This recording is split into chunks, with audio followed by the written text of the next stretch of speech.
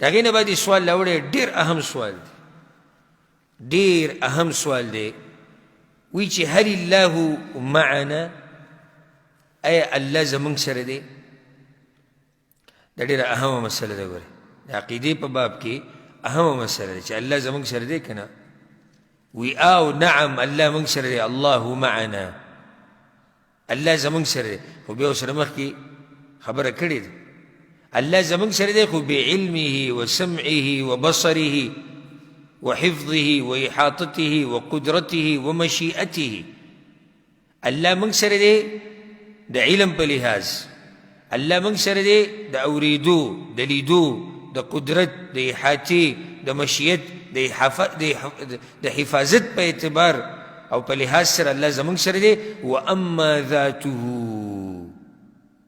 او هر چې د الله ذات دی نو هغه د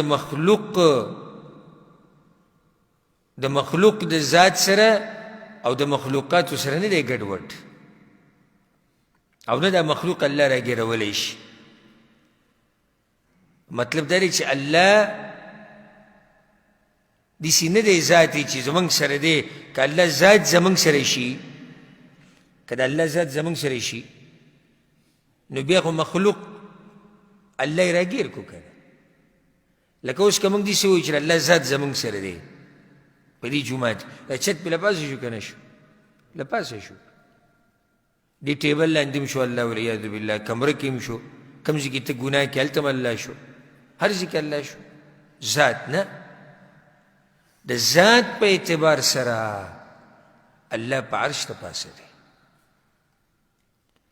او عرش د دې ټولو مخلوقاتو نه اوچت دی حدیث کې راځي عرش یو قوبه ده قوبې په شکل کې دی څه په شکل کې دی قوبې په دنیا باندې د قوبې په شکل کې دی عرش د ټولو نه بره مخلوق دی او رب العالمین په دې عرش ته پاسه دی څنګه پې د پاسه دی لکه څنګه چې د هغه د شان سره ښایي کیفیاتو کې موږ ګوتې نشو وهلی ځکه چې الله موږ ته څومره خبره کړي دومره یې کوو پیغمبر په صحیح حدیث کې څومره ویلي دومره یې کوو بس الله په عرش ته پاسه دی ذات یې په عرش ته پاسه دی ښه نو موږ سره څنګه دی موږ سره په داسې دی چې زموږ خبره اوري موږ ویني زموږ حفاظت کوي موږ یې راګیر کړي وو په خپل علم کې قدرت په لحاظ دې هر څه په لحاظ سره الله زموږ سره دی نو که څوک دا وایي چې او الله زموږ سره دی وایي څنګه وضاحت یې وکړه وایي زموږ سره دی ځکه چې زموږ اوري موږ ویني هر څه بیا خو صحیح او که څوک داسې وایي چې الله زموږ سره دی په دې معنی سره چې الله ذات زموږ سره دی نو بیا دا خبره څه ده غلطه ده قرآن کې اووه ځایونو کې الله دا خبره ذکر کړې چې زه په عرش ته پاسه اووه ځایونو کې الرحمن على العرش استوى ثم استوى على العرش اووه ځایونو کې خو صرف واضح حدیث الله ویلی دي چې زه به کوم ځای کې یم زه په عرش ته پاسه اووه ځایونو کې ویلي دي قصفه او بیا چې ورسره نور دلایل را جمع کړي نو ډېر شی دلایل دي په دې باندې چې الله کوم ځای کې دی الله په عرش ته پاسه دی بره دی انا انزلناه الله وی دا قرآن منګه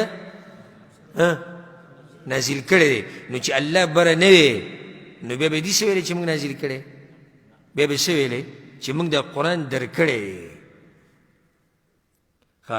الیه یصعد الکلم الطیب الله ته پاک اعمال او پاک خبرې بره خیجي بره ورته خیجي یصعد معنی بره خیجي که نو چې بره ورته خیجي نو څه معنی شوه چې الله بره دی که الله هر ځای کې بیا خو دې ټکي ته ضرورت نه و چې الیه یصعد اسراء و معراج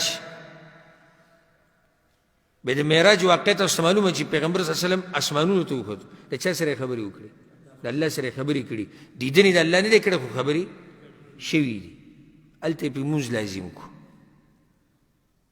د دې واقعې څه خاصیت دی خاصیت پکې دی چې د الله سره پکې خبرې وشوې که او اسمانونو ته پسې وختو که چېرته الله هر ځای کې وی د ذات په اعتبار سره نو د پیغمبر د معراج ته څه ضرورت و څه خیال لګي ضرورت ورته نه بیا خو الله هر ځای کې دی نو هغه اووه اسمانونو ته خیږي او په هغې دپاسه اوبه دي او عرش دی او سدرة المنتهی خواله ځه ولې خو د دې دپاره چې الله هلته دی په عرش ته پاسه دی هغه صحابي چې راغی او وی زه دا وینځه ازادوما.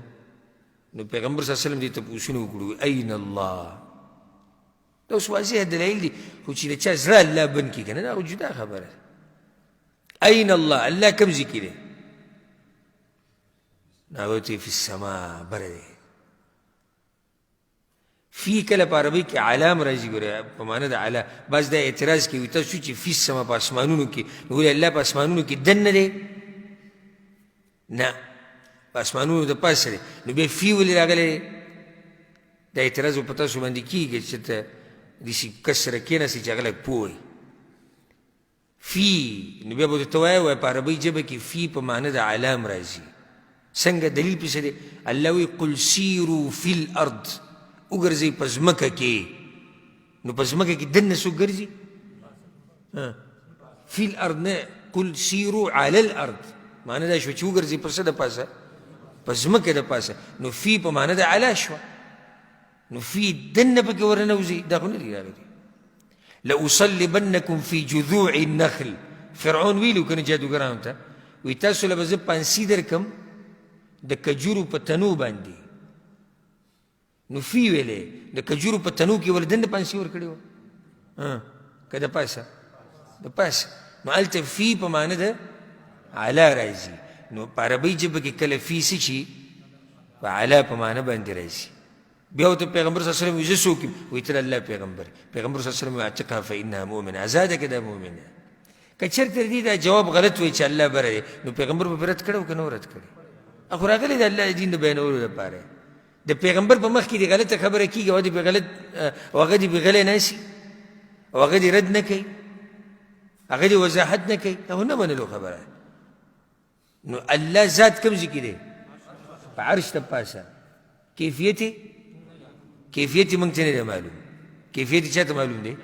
الله ته معلوم دی. ځکه چې استوا الرحمن علی العرش استوا، استوا په عربۍ ژبه کې واضح د بره کېدو ته وایي. څنګه الله بره شوی دی په عرش باندې، دا الله ته پته ده. خو موږ دا منو چې الله په عرش ته پاس دی. چې الله ویلي نو الله د خپل ځان نه ښه خبر دی. موږ پکې څه لګوتې وو؟ پیغمبر هم ویلي حدیث کې. موږ سره څنګه دی الله؟ لکه قرآن کې هم دشتي وهو معکم اینما کنتم، تاسو چې کوم ځای کې الله تاسو سره دی. بس دا دلیل راوړي. نو هغو ته دا وایه امام ابن عبدالبر رحمه الله وایي په دې باندې د صحابه کرامو اجماع وه، د صحابه کرامو ټولو اجماع وه چې کوم ځای کوم داسې آیت راشي چې الله تاسو سره دی، نو معنی دا چې الله تاسو سره دی بعلمه، خپل علم په لحاظ سره او په اعتبار سره. اسې یو مثال در درکړم د مخلوق ولله المثل الاعلی، د الله خو اوچت مثال دی. استاد ته یو کس ته ټلیفون وکړي، یاره ما ته دا مشکل راغلی دی او هغه کس پاکستان کې دی، ته دلته یا بل ملک کې دی، ته ته ما ته دا مشکل، هغه ته ته یېرېږم زه در سره یم. څه وایي؟ یېرېږم زه در سره څه یم؟ زه در سره یم. نو هغه یې هلته نو څه معنی ده زه در سره یم؟ یعنې زه در سره مرسته کوم. نو چې کله یې ویلي چې الله زمونږ سره دی، معنی دا نه چې الله ذات زمونږ سره دی. الله زمونږ سره دی یعنې د اورېدو په لحاظ، د لیدو په لحاظ، احاطې د قدرت. موسی علیه السلام او هارون علیه السلام چې الله لیږل، څه ورته وایي؟ انني معکما، زه تاسو سره یم. اسمع و ارى، تاسو سره یم. خبره په دې ځای ونه دروله، تاسو سره یم، ستاسو خبرې اورم او تاسو اینم. که چېرته د الله ذات د هغوی سره وی، نو بیا دې دوو خبرو ته پکې ضرورت و چې اسمع و ارى؟ نه، دلته الله وضاحت وکړو چې زه ګورې تاسو سره یم، داسې نه چې ذات په اعتبار سره تاسو سره یم. تاسو سره یم معنی دا چې ستاسو خبرې زه اورم، زه تاسو وینم، زه ستاسو مرسته کوم. ورسېدې په دې باندې که نه؟ نو دا ډېر اهم سوال دی. څوک درنه تپوس وکړي چې الله زمونږ سره دی او که نه، نو څه جواب ورکوئ؟ او زمونږ سره دی، بس د علم په لحاظ، اورېدو، احاطې، قدرت، مشیت په لحاظ. او ذات یې کوم ځای کې دی؟